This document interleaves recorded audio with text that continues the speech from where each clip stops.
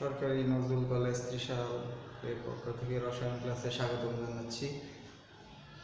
আমাদের আলোচনার বিষয় ছিল রসায়ন প্রথম পত্র অধ্যায় 2 নিয়ে আমাদের মোটামুটি আলোচনা হয়েছে অনেকগুলো ক্লাস। অতঃপর আজকে আলোচনার বিষয় হলো আমাদের প্রথম পত্রের অধ্যায় 3। অধ্যায় 3-এর নাম হলো মৌলের পর্যায়বৃত্ত ধর্ম রাসায়নিক বন্ধন। এখানে মোট 2টা অংশ, একটা হলো পর্যায়বৃত্ত ধর্ম, অপরটি হলো রাসায়নিক বন্ধন। তো প্রথমেই যেহেতু আমাদের মৌল নিয়ে আমাদের আলোচনা, তাই প্রথমে আমাদেরকে জেনে নিতে হবে যে পর্যায় সারণী সম্পর্কে সাধারণ একটা ধারণা নিয়ে যেতে হবে। আমরা জানি সর্বাধুনিক পর্যায় সারণীতে 60টি পর্যায় 18টি গ্রুপ আছে, আর পর্যায়গুলোকে 1 2 3 ইংরেজিতে 1 2 3 4 5 7 এরকম, আর গ্রুপগুলোকেও 1 থেকে 18 ইংরেজিতে এভাবে প্রকাশ করা হয়। আর এই যে পর্যায় এবং গ্রুপ, কোন গ্রুপে কোন মৌল থাকবে এটা তার ইলেকট্রন বিন্যাসের উপর নির্ভর করে। যেহেতু এক একটা মৌলের ইলেকট্রন পারমাণবিক সংখ্যা ভিন্ন, ফলে ইলেকট্রন বিন্যাসও ভিন্ন। ইলেকট্রন বিন্যাস ভিন্ন থাকার কারণে, বহিস্থ ইলেকট্রন বিন্যাস ভিন্ন থাকার কারণে তার অবস্থানও ভিন্ন হয়। আর ইলেকট্রন বিন্যাসের আলোকে সমস্ত মৌলগুলোকে, পর্যায় সারণী সমস্ত মৌলগুলোকে 4টি শ্রেণীতে ভাগ করা যায়। একটিকে বলা হয় এস ব্লক, অপরটিকে বলা হয় পি ব্লক, একটিকে বলা হয় ডি এবং অপরটিকে বলা হয় এ ব্লক মৌল। তাহলে আমাদের প্রথমে আলোচনার বিষয় হলো এস ব্লক মৌল। এই ক্ষেত্রে আমরা বলতে পারি, যদি ইলেকট্রন বিন্যাস করে দেখা যায় সর্বশেষ ইলেকট্রনটা এস অরবিটালে প্রবেশ করে, তাদেরকে বলা হয় এস ব্লক মৌল। এদের বহিঃস্তরের ইলেকট্রনের কাঠামো NS1 বা NS2, আর NS1 আর এস ব্লক মৌলের সংখ্যা হলো মোট 14টি। তাহলে গ্রুপ 1 এর হলো 60টি, গ্রুপ 2 এর হলো 6টি, 7 6 13, এবং গ্রুপ 18 বা শূন্য গ্রুপের হলো হিলিয়াম। এই 14টি মৌল হলো এস ব্লকের অন্তর্গত। এর মধ্যে 1 কাঠামোর যে মৌলগুলো আছে গ্রুপ 1, এদের এই সমস্ত মৌলগুলোকে বলা হয় ক্ষার ধাতু, এবং গ্রুপ 2 এর মৌলগুলোকে বলা হয় মৃৎক্ষার ধাতু। তাহলে আমাদের ইলেকট্রন বিন্যাস করে যদি আমরা দেখি,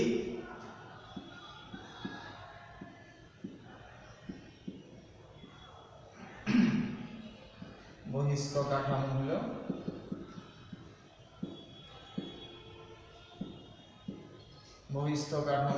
NS1 বা NS2, সংখ্যা হলো 14টি, এস ব্লক মৌলের সংখ্যা 14টি।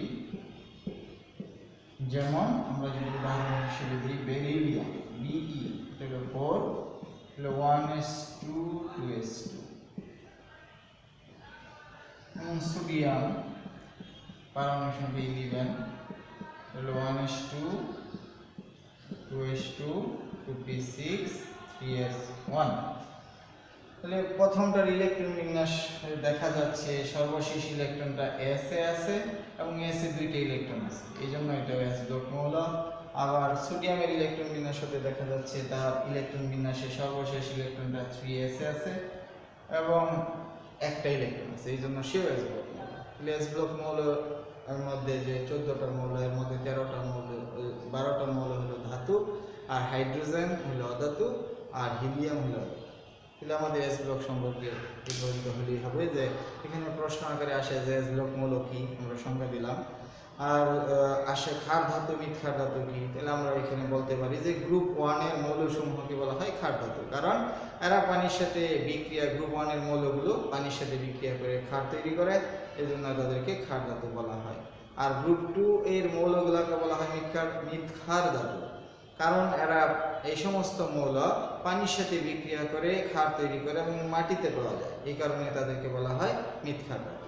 যদি আমাদের প্রশ্ন আসে ক্ষার ধাতু মৃৎক্ষার ধাতু কি, আমরা এইভাবে অ্যান্সার দিয়ে দিব।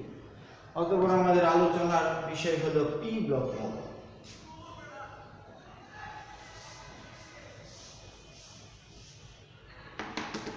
পি ব্লক মৌলের সংজ্ঞার ক্ষেত্রে একই নিয়ম, যে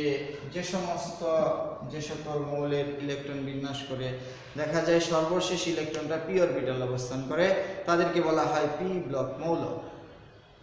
এদের বহিস্থ, যেহেতু আমরা জানি যে পি অরবিটালে ইলেকট্রন সর্বোচ্চ 6টা প্রবেশ করে, তাই এদের বহিস্থ ইলেকট্রনের কাঠামো হবে np1 np1 থেকে np6, যে এদের বহিস্থ ইলেকট্রন কাঠামো, বাহিরে np1 থেকে np6। আর পি ব্লক মৌলের সংখ্যা হলো 36টি। গ্রুপ 13 থেকে 18, গ্রুপ 13 থেকে 18, এই যে 5টা গ্রুপ, এই 6টা গ্রুপ, যে 13, 14, 15, 16, 17, 18, 6টা গ্রুপ। এই 6টা গ্রুপের মৌলগুলোকে বলা হয় পি ব্লক মৌল। তবে 18 যে আছে অভিজাত গ্যাস বা নিষ্ক্রিয় গ্যাস, এর মধ্যে হিলিয়াম ব্যতীত। আর সর্বশেষ আবিষ্কৃত মৌল হলো নিসন, এটাও 118তম মৌল, এটাও পি ব্লকের অন্তর্গত।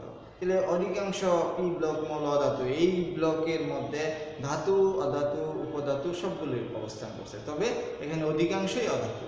তাহলে আমরা ইলেকট্রন বিন্যাস করে যদি আমরা দেখি, যে নাইট্রোজেনের পরমাণু সংখ্যা হলো 7, 1s2, 2s2, 2p3, লাস্টে p3, p-তে আছে নিয়নের হলো 10 পারমাণবিক সংখ্যা। ইলেকট্রন বিন্যাস করলে হলো 1s2, 2s2, 2p6, যে একটার বহিঃস্তরে আছে 3টা, তাই সেও পি ব্লক, আর একটার বহিঃস্তরে আছে 6টা, সেও পি ব্লক। তাহলে এখানে পি ব্লক মৌল এমসিকিউর জন্য মনে রাখা 36টা, এদের বহিস্থ ইলেকট্রন কাঠামো 1 থেকে 6। অতঃপর আমাদের আলোচনার বিষয় হলো ডি ব্লক নিয়ে।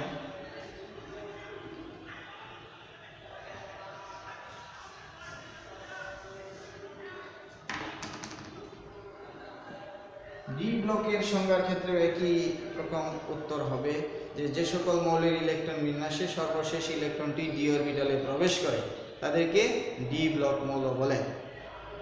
এদের বহিস্থ ইলেকট্রনীয় কাঠামো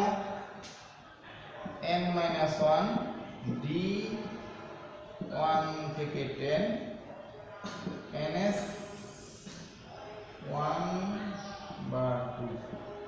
এখানে n সমান 4, 5, 6, 7। যদি কোনো উদ্দীপকে এরকম n-1 d ns দেওয়া থাকে, সর্বনিম্ন বলা থাকে, n এর মান এখানে 4 বসাতে হবে। আর ডি ব্লক মৌলের সংখ্যা হলো 41টি, আর সকলেই ধাতু। এখানে যদি আমরা সংজ্ঞা বলতে চাই, যে সকল মৌলের ইলেকট্রন বিন্যাসে সর্বশেষ ইলেকট্রনটি ডি অরবিটালে প্রবেশ করে। আর ইলেকট্রন বিন্যাসের নিয়ম হলো আবহাওয়া নীতি অনুসারে প্রবেশ করে, আমরা জানি, দ্বিতীয় অধ্যায়ে আমাদের আলোচনা ছিল। যেমন আমরা যদি আলোচনা করি স্ক্যান্ডিয়াম 21, এটার ইলেকট্রন বিন্যাস করি 1s2, 2s2, 2p6, 3s2, 3p6, 3d খালি, 4s2, এগুলো 20 আর 3d1, এই সর্বশেষটা ডিতে প্রবেশ করছে, এই জন্য এটাকে বলা হয়েছে ডি ব্লক মৌল। একইভাবে যদি উদাহরণ হিসেবে দিই আয়রন, এটার ক্ষেত্রে নিয়ম এগুলো একই থাকবে, শুধু এখানে ডিতে চেঞ্জ হবে, 4s2, 3d6। তারপর যদি আমরা দিই জিঙ্ক হলো 30, এটার ক্ষেত্রে একই নিয়ম, যে 4s2, 3d10। যেহেতু সবগুলো মৌলের ক্ষেত্রেই ইলেকট্রনগুলো ডিতে প্রবেশ করছে, এই জন্য তাদেরকে বলা হয় ডি ব্লক। এরা সকলেই ধাতু। আমাদের এইখানে ডি ব্লকের মধ্যে একটা মৌল আছে অবস্থান্তর মৌল, এটা আমাদের একটু আলোচনা করা লাগবে। তাহলে আমাদের যে ডি ব্লকটা আমরা বুঝলাম যে সর্বশেষটা ডিতে প্রবেশ করবে। অবস্থান্তর মৌলের ক্ষেত্রে সংজ্ঞা হলো, যে সকল ডি ব্লক মৌলের স্থিতিশীল আয়নে, অন্তত একটি স্থিতিশীল আয়নে ডি অরবিটালে ইলেকট্রন আংশিক পূর্ণ থাকে, অর্থাৎ d1 থেকে d9 কাঠামো থাকে, তাদেরকে বলা হয় অবস্থান্তর মৌল। তাহলে আমি আবার একটু বলছি, যে সকল ডি ব্লক মৌলের অন্তত একটি স্থিতিশীল আয়নে ডি অরবিটালে ইলেকট্রন আংশিক পূর্ণ থাকে, অর্থাৎ d1 থেকে d9 কাঠামো থাকে, তাদেরকে বলা হয় অবস্থান্তর মৌল। তাহলে এখানে দেখার বিষয় হলো, যে মৌলগুলো লিখলাম এখানে স্ক্যান্ডিয়াম, আয়রন, জিঙ্ক, এই 3টাই ডি ব্লক, কিন্তু অবস্থান্তরের ক্ষেত্রে শর্ত হলো যে এদের স্থিতিশীল আয়নে ইলেকট্রন থাকতে হবে 1 থেকে 9 এর মধ্যে। আমরা জানি যে স্ক্যান্ডিয়ামের স্থিতিশীল আয়ন হলো 3+, যদি এটার স্থিতিশীল আয়নের ইলেকট্রন বিন্যাস করা হয় 3+,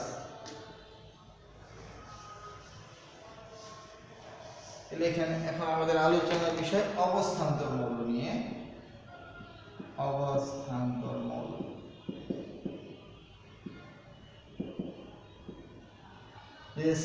থ্রি প্লাস মানে তিনটা ইলেকট্রন কম, তিনটা ইলেকট্রন কমার ক্ষেত্রে প্রথমে এস সেটে খালি হবে দুইটা, পরে ডিতে খালি হবে একটা, অর্থাৎ এই ক্ষেত্রে হলো 4s0 3d0।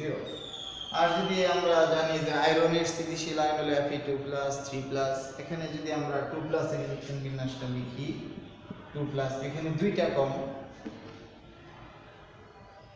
দুইটা কমের ক্ষেত্রে 3d6 4s0।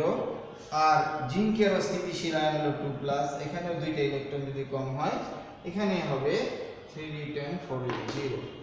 যেহেতু আমাদের এখানে আলোচনার বিষয় অবস্থান্তর নিয়ে আছে, ডি অরবিটাল ইলেকট্রনগুলো কেমন, আমরা যদি এসএল গুলো একটু বাদ দিয়ে দিই, লাস্টের গুলো এসএল গুলো একটু বাদ দিলাম, 4s গুলো বাদ দিলে দেখা যাচ্ছে যে স্ক্যান্ডিয়াম প্রথমটার যে ডি তে ইলেকট্রন নাই 0।